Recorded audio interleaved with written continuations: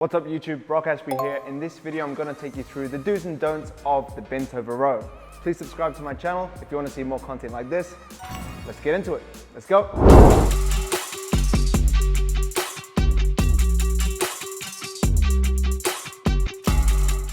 So when we're starting the bent over row, the best thing that we want is it to start in the squat rack.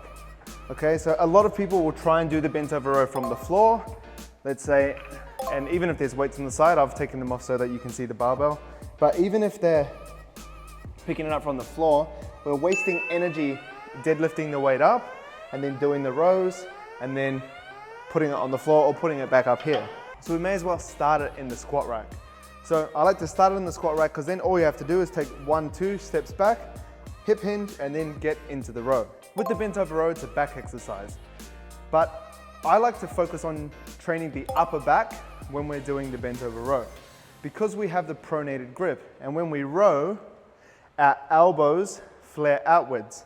And when we're talking about arm paths, if I turn around, this arm path is for upper back when we're rowing like that. If we keep our arms at 45 degrees like this is the rear delt arm path, so it's going to hit our rear deltoids. And if I keep my elbows nice and tight here, that's going to help emphasize the lats. Yeah! But we can't do this or this because we have a barbell that's making us do this pronated grip. So when I'm doing the bent over row, I like to focus on working the upper back and keeping that 90-degree angle here for the arm path. When I'm stepping out, 1 step back, 2 step back, and then the next thing is a hip hinge. So what I like to think is just send your butt to the back. Butt to the back. Like you're doing a Romanian deadlift, and this is your starting point. And from here, we want to keep the barbell nice and close to our legs as opposed to out here. That's going to hurt our lower back. Keep it nice and tight, almost scraping the shins. And then from here, we want to pull into our belly button and drive your elbows to the roof. So there's a lot of things to think about here.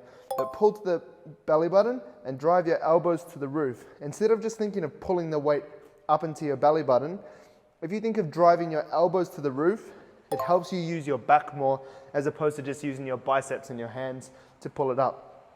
So elbows back, up to the roof, touch the body, and back down. Now, a huge no-no is what people do in their ego lift, and they're kind of swinging like this. They're coming through, and they're trying to use momentum to get the weight up. The stricter we can keep it, the more likely the target muscle of the upper back is going to work, because the emphasis is on the muscles. But if we use momentum, then we're starting to use things like our legs and our lower back to get the weight up. But if we do things nice and strict, like this, then we can use our back, which is what we're going for. And then when we finish, all we do is we just stand up like the end of a deadlift, 1, 2, and back. With the bent over row, you can also do a supinated grip, which is underhand, but I prefer to do overhand, like I said, and drive your elbows back to work the upper back. If you do underhand grip, you can keep your elbows relatively close to the body and try and get some lats in here and some biceps, but that's just a different exercise. It's the same exercise, but you're biasing different muscle groups by using different grips and trying to keep the arm path nice and close here. Here's what a few reps look like when they're done consecutively.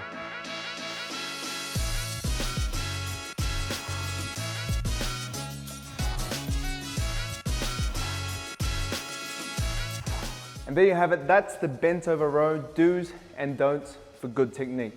Remember, if you want to get strong, having good technique is the best thing you can do to get strong, because if you have good technique, then you can just focus on lifting heavier weights and getting stronger.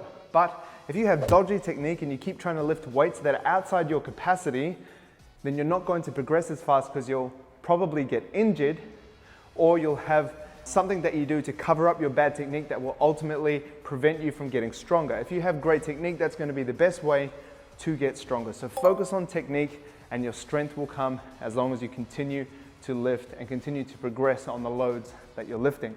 Thanks for watching. Don't forget to subscribe to my channel and I'll be posting more content every week. Cheers.